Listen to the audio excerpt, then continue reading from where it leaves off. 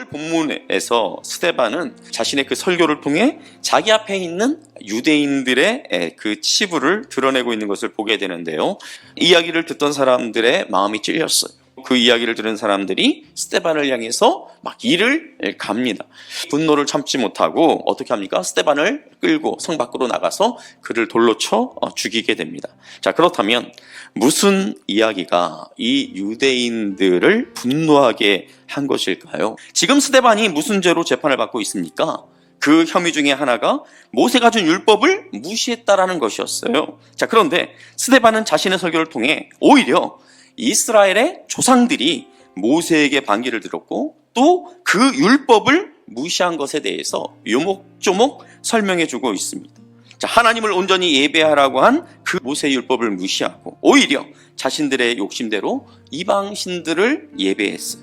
자, 그래서 그 결과가 하나님께서 이들을 바벨론을 끌어들여서 그들의 포로가 되게 하셨습니다. 자, 그런데 스데반이 지금 재판을 받고 있는 이 상황, 어떤 상황입니까? 지금도 여전히 이들은 로마의 압제 가운데 그렇게 통치를 받고 있는 그런 상황 아닙니까? 자, 그러니까 모세의 율법을 무시한 것은, 모세를 모독한 것은 내가 아니라 너희들의 조상과 또 너희들이라고 지금 스데반은 강하게 이야기하고 있는 것이죠. 자, 여러분 한번 생각해 보세요.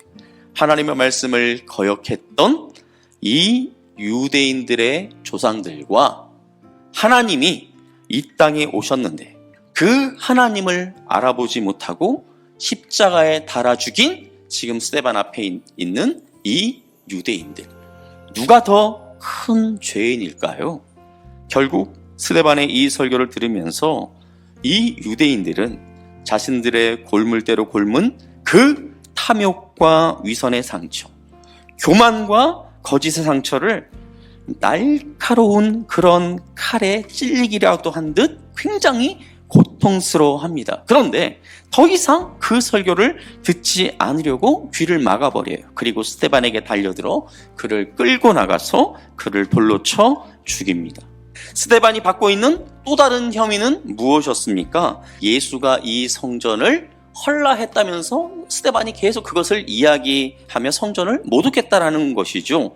유대인들에게 있어서 이 성전이 어떤 의미가 있습니까? 하나님의 임재의 상징이었어요. 하나님이 그곳에 임재하신다. 이 성전을 통해서만 하나님을 만날 수 있다라고 그렇게 생각을 했었어요. 자, 그런 그들에게 스데반이 지금 뭐라고 이야기하는 거예요? 지극히 높으신 이는 손으로 지은 곳에 계시지 않는다, 이렇게 말씀하고 있는 거예요. 이제 하나님은 돌이나 나무로 지은 건물이 아니라 우리 안에 거하시겠다는 것입니다. 하나님의 영광이 떠난 성전, 하나님을 거룩하게 예배하고자 하는 이들이 없는 그러한 성전은 이제 더 이상 다윗이 마음을 다해 건축하려고 했던 그 성전이 아닌 거예요.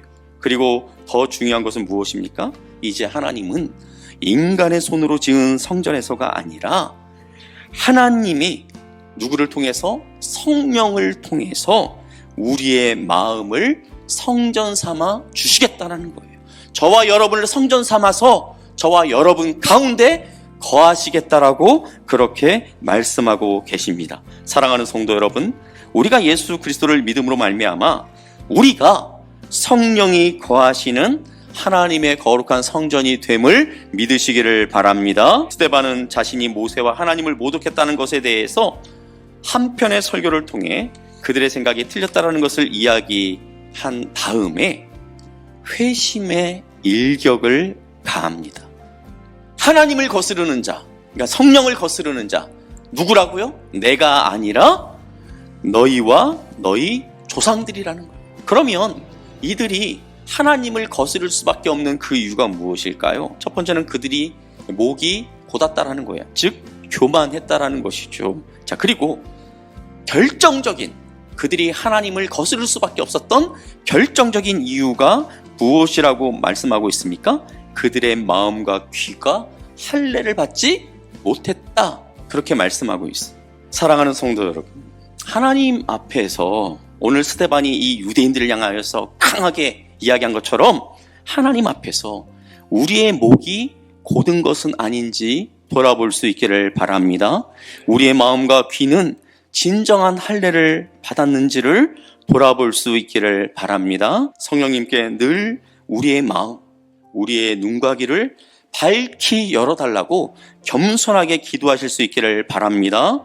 우리의 마음, 우리의 눈과 귀가 온전한 성령의 할례로 말미암아 우리의 뜻이 아니라 하나님의 뜻이 우리의 삶 가운데 이루어지는 놀라운 역사가 있기를 예수님의 이름으로 축복합니다.